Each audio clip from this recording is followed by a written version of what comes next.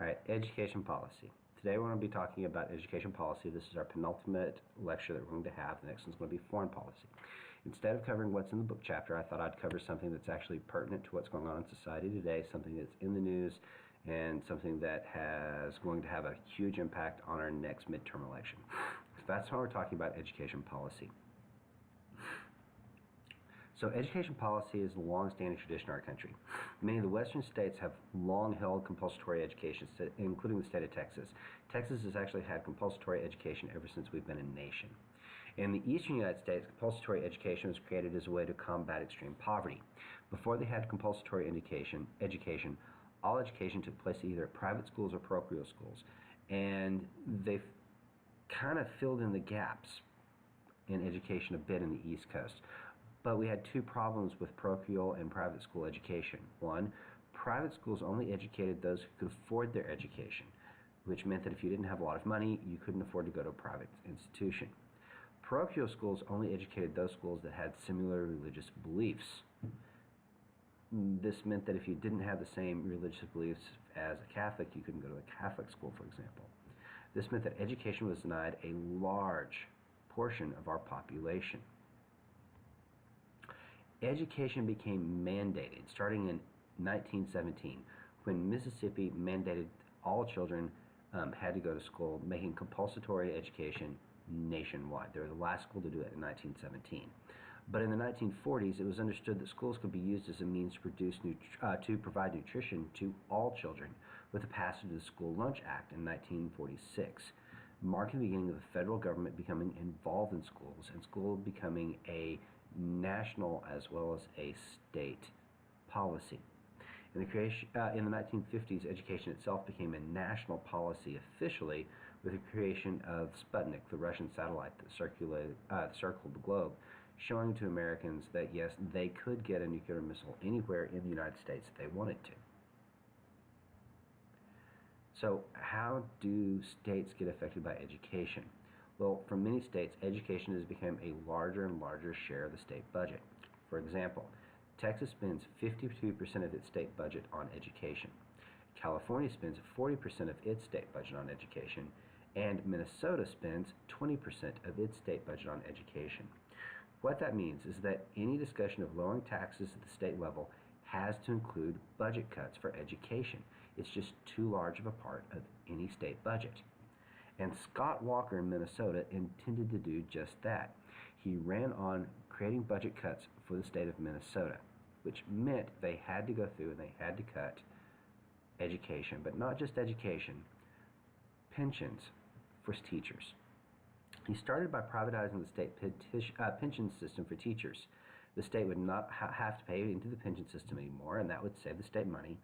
But more importantly, the state could monetize any leftover money after they paid the teachers back for what they've paid into the system, and they could spend that leftover money elsewhere. The problem with this is the state pension system was created by taxing teacher salaries at a higher rate. The same thing that Texas does with the teacher pension system. And then investing that money for the pension. The union stood in the way of this because their idea was that if this was money that was created from taxing teachers at a higher rate and invested for teachers, then teachers should have access to that investment. Walker won his battle in Minnesota. He was impeached twice and reelected twice. So it was a very, very close battle. He lowers taxes for the state of Minnesota in part by taking money from teacher retirement accounts and propping up the state budget with these funds. Other governors in other red states across the nation decide to fight this battle in their home states. And so this becomes a key cornerstone for Republican state government policy. Meanwhile, another issue comes to boil. Teachers aren't motivated by money. If you look at all economic research on teachers, teachers are the only industry that you have where giving a teacher a raise does not improve performance. The reason for this is because most teachers are already doing their absolute best that they possibly can day in and day out, which means that additional incentives don't really affect someone who's already trying as hard as they possibly can try.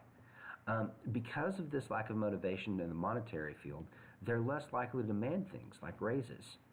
So in the state of Texas, for example, teachers haven't received a meaningful raise since the 1990s. In West Virginia, Oklahoma, and Arizona, prospects are even worse. For example, in Oklahoma, many first-year teachers were living on as little as $800 a month after taxes. In addition to keep states' taxes low, there is no motivation to keep education funding increasing with inflation. States and many low-income states froze education funding. The problem was that books, school supplies, and computers did not have their prices frozen as well, which meant that while state budgets were remaining the same for education, the cost of providing education kept getting higher and higher and higher. Districts in red states where taxes were being cut were no longer receiving enough funding to keep schools supplied with needed materials. Some schools in West Virginia and Oklahoma went to a 4-day week because they couldn't afford to keep on lights or heat in schoolrooms. Some schoolrooms, such as Austin, Texas, have actually moved to this model for the exact same reason. This is what's created the boiling point in education policy around the state. Teachers are at the point where they feel like they have to say something in order to keep education funding from being slashed again and again and again. They feel like their children deserve to have an education that's a top-notch education. They deserve to have books that are newer than 20 or 30 years old. However, in these states, you also have business and home developers like KB that have incentives to keep taxes down in the states. In states where you have property taxes, home developers want to keep property taxes down because that means that a person can afford a more expensive home. In a state that has sales taxes, businesses want to keep taxes low because that means that people can afford to spend more money in their businesses. Currently, these interests are at war with one another over state budgets. Who's going to win? I don't know. But if Oklahoma and Arizona and West Virginia are any indication, people in the state of Texas should watch this issue very, very closely, especially Republicans who are in our state house. You see, unlike other states, in Oklahoma, West Virginia, Arizona, and even Texas, most teachers are not Democrats. They're actually Republicans.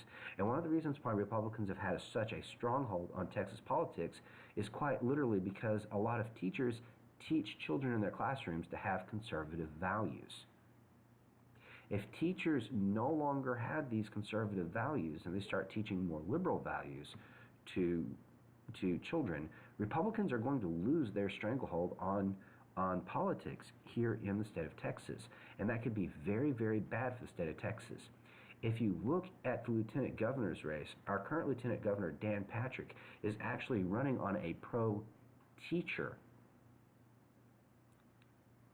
platform. And the reason why he's doing this is because Republicans in the state of Texas are starting to notice that this nationwide policy idea for Republicans that we should be against education because education is so much of a part of our budget and Democrats are teachers and so it doesn't support us, that narrative doesn't work in the state of Texas. And because our leaders have actually noticed this and learned about this, we may actually see school reform in the state of Texas to actually increase teacher salaries.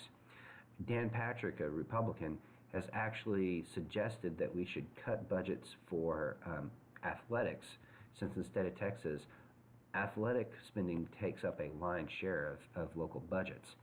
And instead replace that spending in athletics with a $10,000 per teacher raise for all teachers to make sure that Texas teachers are actually paid in the top tier for the nation, so that we don't lose teachers to other states or to other industries like the oil and gas industry.